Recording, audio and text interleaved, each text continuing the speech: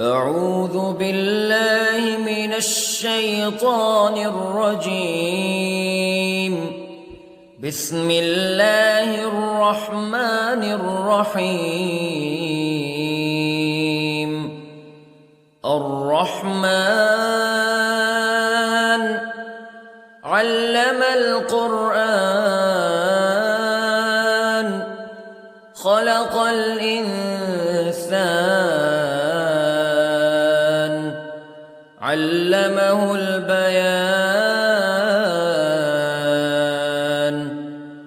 الشمس والقمر بحسبان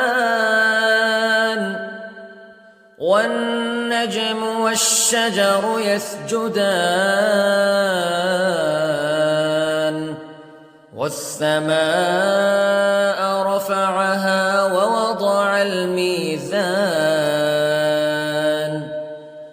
ألا تطغوا في الميزان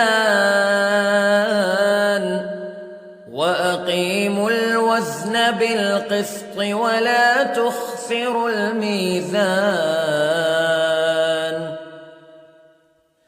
والأرض وضعها للأنام فيها فاكهة والنخل ذات الأكمام والحب ذو العصف والريحان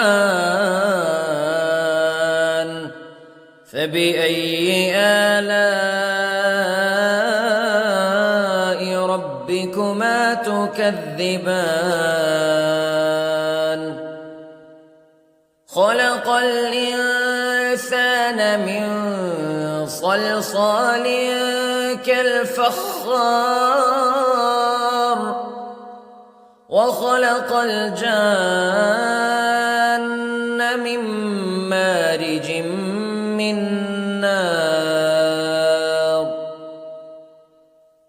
فبأي آلاء ربكما تكذبان. رب المشرقين ورب المغربين فبأي آلاء ربكما تكذبان. مرج البحرين يلتقيان بينهما برزخ لا يبغيان فبأي آلاء ربكما تكذبان. يخرج منهما اللؤلؤ والمرجان فبأي آلاء ربكما تكذبان. وله الجوار المنشآت في البحر كالأعلام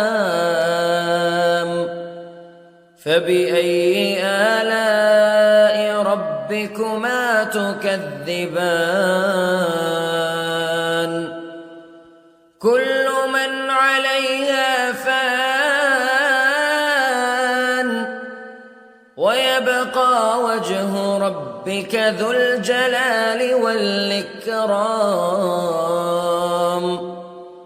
فبأي آلاء ربكما تكذبان.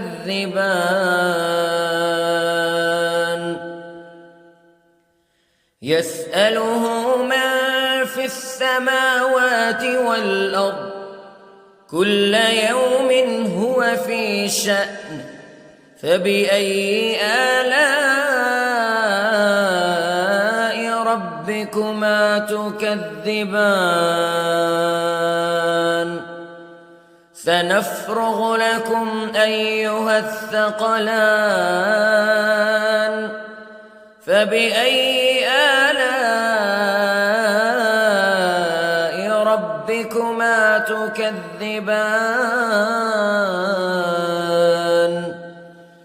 يا معشر الجن والإنس استطعتم أن تنفذوا من أقطار السماوات والأرض فانفذوا لا تنفذون إلا بسلطان فبأي آلاء ربكما تكذبان يرسل عليكما شواظ من نار ونحاس فلا تنتصران فبأي آلاء ربكما تكذبان فإذا انشقت السماء فكانت وردة كالدهان فبأي آلاء ربكما تكذبان فيومئذ لا يسأل عن ذنبه إنس ولا جان فبأي آلاء ربكما تكذبان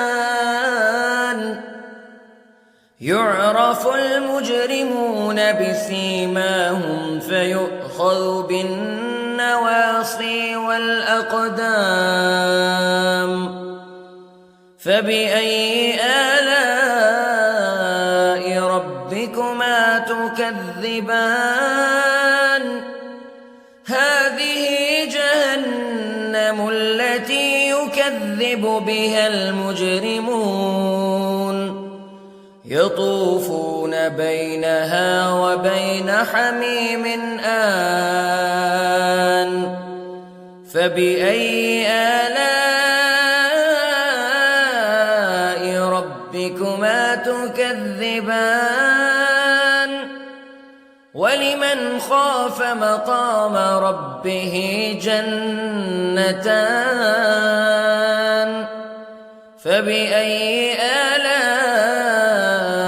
ربكما تكذبان ذواتا أفنان فبأي آلاء ربكما تكذبان فيهما عينان تجريان فبأي آلاء ربكما تكذبان فيهما من كل فاكهة زوجان فبأي آلاء ربكما تكذبان متكئين على فرش بطائنها من استبرق وجنى الجنتين دان فبأي آلاء ربكما تكذبان فيهن قاصرات الطرف لم يطمثهن إنس قبلهم ولا جان فبأي آلاء ربكما تكذبان كأنهن الياقوت والمرجان فبأي آلاء ربكما تكذبان هل جزاء الإحسان إلا الإحسان فبأي آلاء ربكما تكذبان ومن دونهما جنتان فبأي آلاء ربكما تكذبان